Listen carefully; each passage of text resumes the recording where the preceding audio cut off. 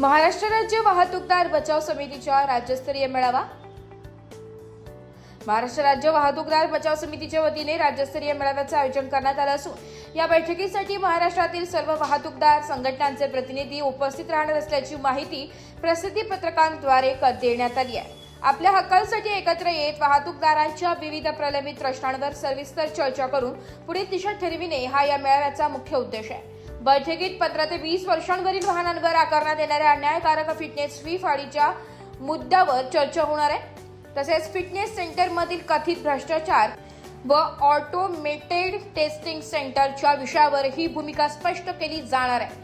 ई-चलन प्रणालीमुळे होत असलेल्या कथित आर्थिक लूट आणि 45 दिवसात दंड न भरल्यास वाहन ब्लॅकलिस्ट करण्याच्या निर्णयाबाबत वाहतूकदारांमध्ये तीव्र नाराजी व्यक्त होत असून या संदर्भात ठोस निर्णय घेण्यात येणार आहे। याशिवाय वाहनांवर होणारी चुकीची कारवाई, राज्यातील चेकपोस्ट बंद करण्याची मागणी आणि रिक्षा टॅक्सी कल्याणकारी मंडळाच्या धर्तीवर वाहतूकदारांसाठी स्वतंत्र महामंडळ स्थापन करण्याची गरज यावरही सखोल चर्चा होणार आहे। प्रसिद्धी पत्रकात नमूद केल्याप्रमाणे परिवहन व ट्रॅफिक पोलीस विभागांकडून वाहनधारकांची होत असलेली कथित पिळवणूक व फसवणूक थांबविण्यासाठी सर्व घटकांनी एकत्रित येण्याचे आवाहन करण्यात आले आहे। जिल्हा व तालुका स्तरावरील सामाजिक व राजकीय संघटनांनी या बैठकीस उपस्थित राहून पुढील लढ्याची दिशा ठरविण्यात सहभाग नोंदवण्याचे आवाहन करण्यात मान्य केले। हा लढा फक्त वाहतूकदार म्हणून लढण्यासाठी आम्ही सर्व एकत्रित सज्ज आहोत असा निर्धार समितीच्या वतीने व्यक्त करण्यात आलाय। पुढील काळात आंदोलनाचा पवित्रा घेतला जाईल हा निर्णय या बैठकीत घेण्यात आलाय। बोला रोल ओके। नमस्कार, मी उदयसिंह बर्गे, वाहतूकदार बचाव कृती संघटना मुंबई अध्यक्ष। आज शासनानं जे वाहतूकदारांवर कडक निर्बंध लावले आहेत, नवनवीन नियम, दर महिन्याला एक वेगळा काहीतरी नियम येतोय, ज्यामुळं वाहतूकदारांचं कंबरडं मोडलं जातं आहे आणि सर्व अर्थकारण त्याचं बिघडतं आहे। लोकांची EMI जात नाहीत, महसूल म्हणजे जो शासन समजतं आहे की आमच्यावर जे दंड आहेत ते महसुलाचं साधन समजतं आहे शासन, तिजोऱ्या रिकाम्या आहेत, त्यामुळे दररोज प्रत्यक्ष टार्गेट दिलं जातं आहे कर्मचाऱ्यांना वसुलीचं। त्यामुळं या विरोधात आवाज उचलण्यासाठी महाराष्ट्रातील प्रमुख जिल्ह्यातून जवळजवळ 27-28 जिल्ह्यातून या ठिकाणी आज पदाधिकारी जमले आहेत आणि या ठिकाणी पुढील आंदोलनाची दिशा ठरवणार आहेत। संविधानिक पद्धतीनं कसं आंदोलन करता येईल या संदर्भात आज या ठिकाणी आमची चर्चा झाली आहे। ओके।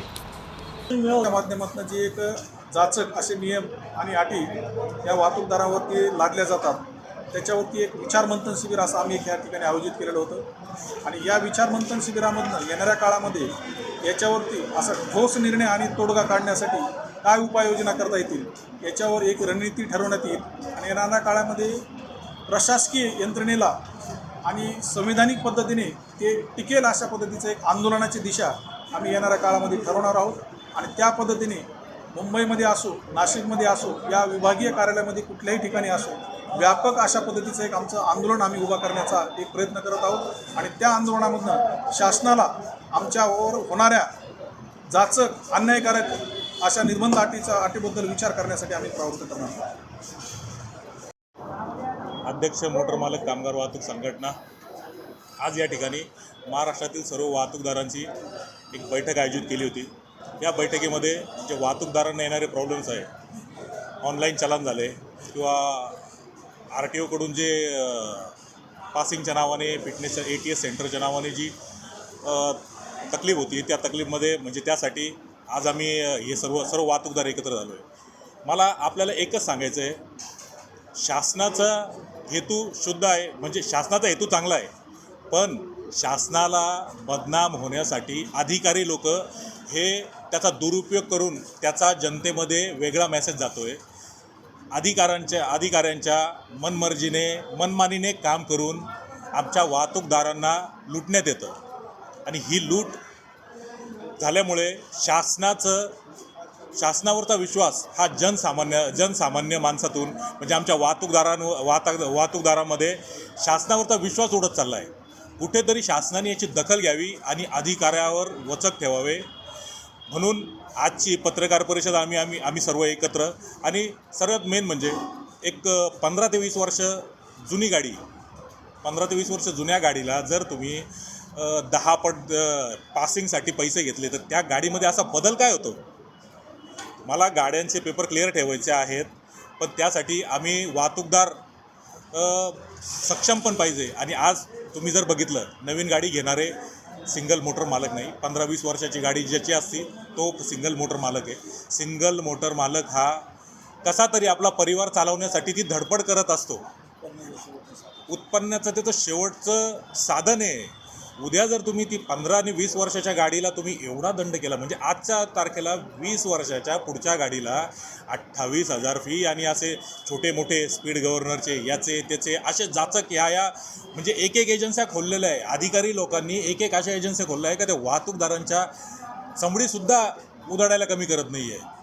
आणि त्या सर्व गोष्टींना पार्टनर हे अधिकारी लोक आहे, ही म्हणजे कर्मचारी लोक आहे. सरकारचं त्याच्यामध्ये इन्व्हॉल्वमेंट आम्हाला तरी तात्पुरतं तरी आत्ता दिसत नाही, पण सरकारने कुठंतरी या गोष्टीवर अंकुश लावायला पाहिजे आणि वाहतूकदारांना एक रिलीफ दिला पाहिजे.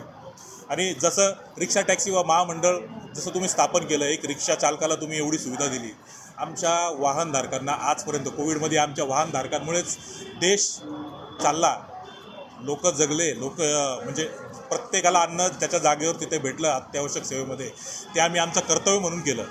पण आज आमच्या वाहनधारकाला कोणतीही किंमत नाही, अधिकारी वर्ग हे आम्हाला कुठेही गिनत नाही, आम्हाला खूप त्रास आहे. आणि आज आमची म्हणजे सहनशीलता संपलेली आहे, पूर्ण महाराष्ट्रातल्या वाहतूकदारांची सहनशीलता संपलेली आहे.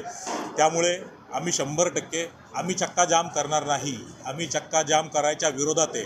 आमचा चक्का जाम करून आम्ही आमचं स्वतःचं नुकसान करून घेणार नाही. हां, पण आम्ही भविष्यात काहीतरी मोठं आंदोलन हे उभं करणार का ज्यामुळे सरकारला आम्ही गुडघ्यावर आणणार आणि सरकारला विचार करायला लावणार आम्ही.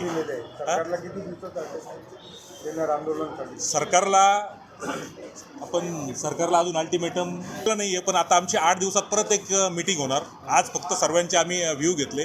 8 ते 10 दिवसात आमची एक परत राज्यस्तरीय मीटिंग होणार मुंबईला किंवा तिथे, आणि त्या दिवशी आम्ही अल्टिमेटम देणार. आणि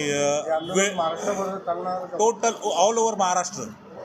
आज इथे महाराष्ट्राची मीटिंग झालेली आहे, नाशिकची नाही.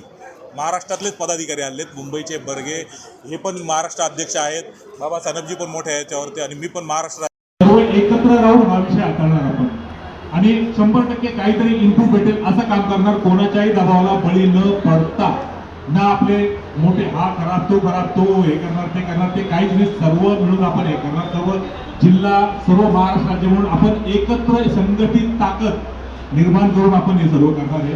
त्यासाठी सर्व आपण जे प्रत्येक जिल्ह्यातून बर्गे साहेब असो, बाबा साहेब असो, काकडी साहेब असो. ब्युरो रिपोर्ट, नाशिक लोकशाही न्यूज, नाशिक.